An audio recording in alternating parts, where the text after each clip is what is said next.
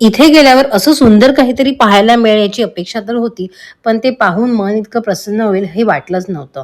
तर आम्ही दुपारी छान 1-2 तास रूमवरती आराम केला आणि संध्याकाळी फ्रेश होऊन 5:30 वाजता आम्ही परत निघालो.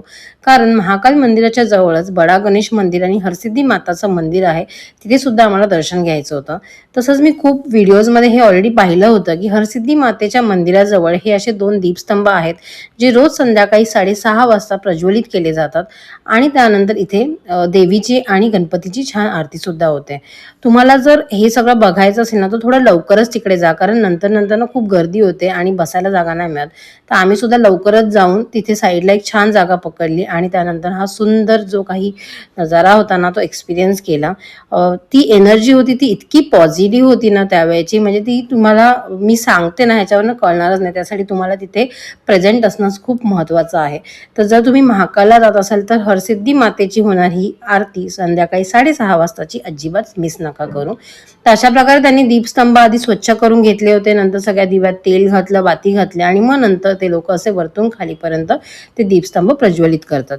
आणि हे दोन्ही दीपस्तंभ प्रज्वलित करून झाल्यानंतर तिथे आरती सुरू होते.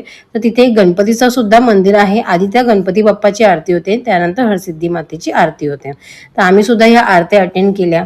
छान प्रसन्न वाटलं. इकडचे एकूण वातावरणच बघून इतकं छान वाटत होतं ना, की तिकडून निघायचं मनच नव्हतं. बट त्यानंतर आम्ही विचार केला, की आता परत आपण महाकालच्या मंदिराजवळ जाऊया.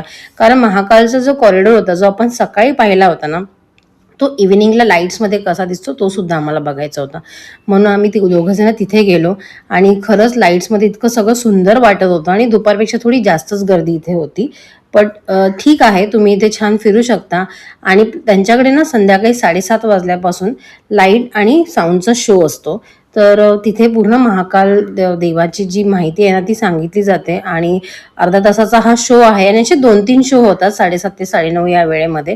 त्यानंतर तिथेच एक फूड कोर्ट आहे, तिथे आम्ही छान जेवण केलं. थोडंसं एक्सपेन्सिव्ह आहे हे, पण खूप स्वच्छ आहे, स्टाफ सुद्धा एकदम सुंदर आहे आणि आम्ही विचार केला आता बाहेर कुठे जेवण्यापेक्षा आपण इथेच जेवूया. तर असा होता आमचा आजचा दिवस.